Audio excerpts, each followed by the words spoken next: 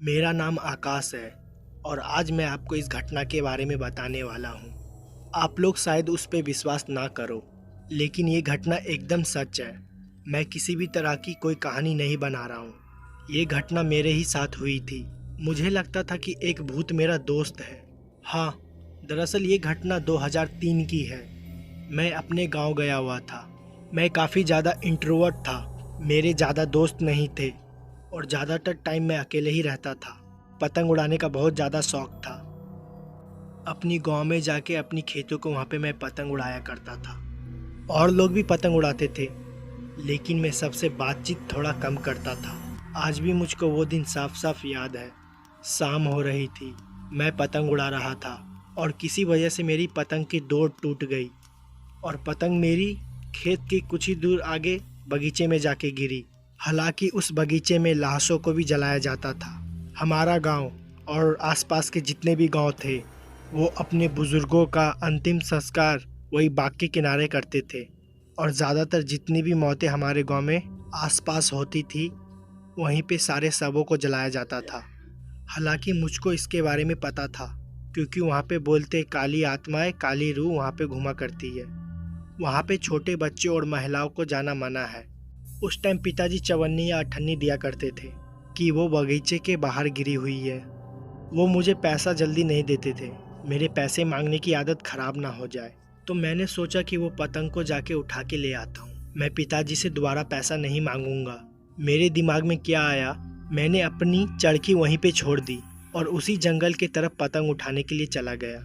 जब मैं वहाँ पे पहुँचा, पतंग वहाँ पे मुझे दिखी ही नहीं। मेरी पतंग जंगल के अंदर थी। हालांकि संटी और डोर जो पतंग में बंधी हुई थी, साफ साफ देख सकता था कि पेड़ पे से होते हुए नीचे जमीन पे आके गिरी है। मैंने सोचा कि वो धागा मैं खींचूंगा तो बाहर आ जाएगी, लेकिन वो पतंग जंगल के अंदर ही थी। वो मुझे साफ साफ दिखाई दे रही थी।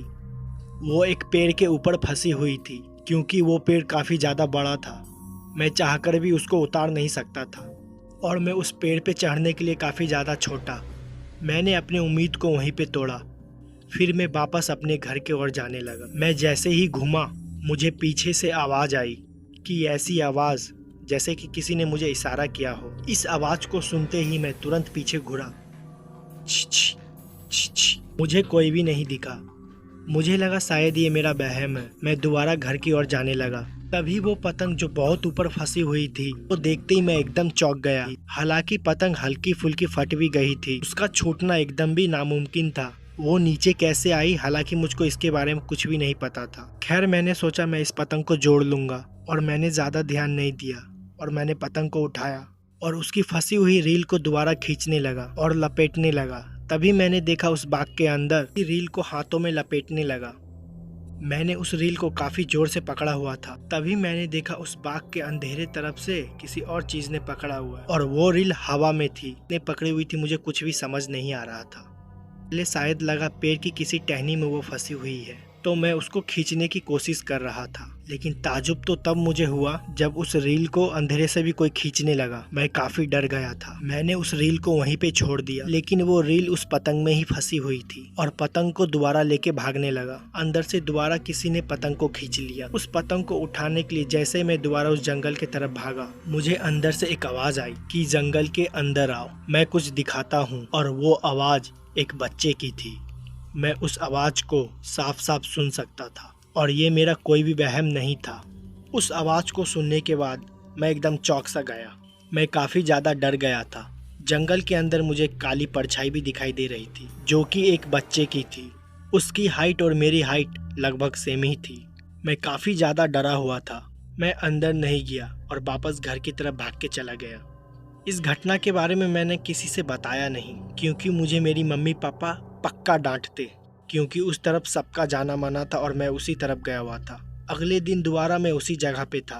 पता नहीं मेरे दिमाग में क्या आया, सोचा कि उस बाग की तरफ मैं दोबारा जाऊं। हो सकता है मेरी पतंग दोबारा मुझे वहीं पे पड़ी मिल जाए। मैं दोबारा उस बाग की तरफ गया तो मैंने देखा कि मेरी पतंग वहीं पे गिरी पड़ी हुई थी और उसमें फंसी हुई पतंग की रील जंगल के अंदर गई हुई थी। मैंने चुपचाप उस पतंग की फंसी हुई रील को तोड़ा और पतंग को लेके वापस आने लगा। तभी मुझे दोबारा उसी की आवाज आई कि तुम फिर आ गए, आओ तुम, मैं कुछ दिखाता हूँ। और इस बार वो आवाज़ मैंने सच में सुनी थी। मेरा कोई वहम नहीं था, लेकिन मैं कभी भी जंगल के अंदर नहीं गया। मैंने उससे बात करने की कोशिश भी की कि तुम कौन हो और जंगल के बाहर क्यों नहीं आते हो। उसने कहा मैं तुम्हारा दोस्त हूँ और वो एक भूत था। मुझे अपने कानों पे विश्वास नहीं हो रहा था। उससे बात करते वक्त मुझे ऐसा लग रहा था कि मैं कोई सपना देख रहा हूँ। मैं फिर वहाँ से चला गया। फिर मैंने इस घटना के बारे में अपनी मम्मी को बता ही दिया। मम्मी मुझ पे तुरंत गुस्सा करने लग गई, आखिर तू उस तरफ गया ही क्यों था। उन्होंने ये बात पापा को बता दी और पापा भी मुझ पे गुस्सा करने लगे। अजीब तो तब हुआ जब मैं रात को अपने कमरे में सो रहा था। हालांकि मुझे कोई भी दिखाई नहीं दे रहा था और वो आवाज़ मुझे फिर से सुनाई दी। मुझे उसके होने का कुछ भी महसूस नहीं हुआ, लेकिन बस वो आवाज़ मुझे सुनाई दी और लगातार वो आवाज़ मेरे कानों में आ रही थी। धीरे धीरे उस आवाज़ से मुझे डर लगने लगा था। इसके बारे में मैंने मम्मी को बताया।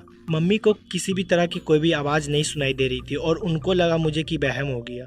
कुछ दिन में मेरी तबीयत भी खराब होने लगी और सर भी घूमने लगा। उल्टी वगैरह आना बहुत ही नॉर्मल हो गया मेरे लिए। कंडीशन काफ़ी ज़्यादा सीरियस हो गई थी। मम्मी ने डॉक्टर को दिखाया।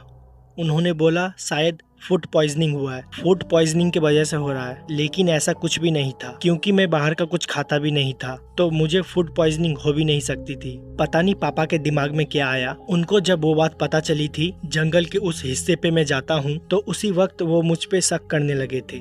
उन्होंने फिर अपने जान पहचान के पुजारी से बात की।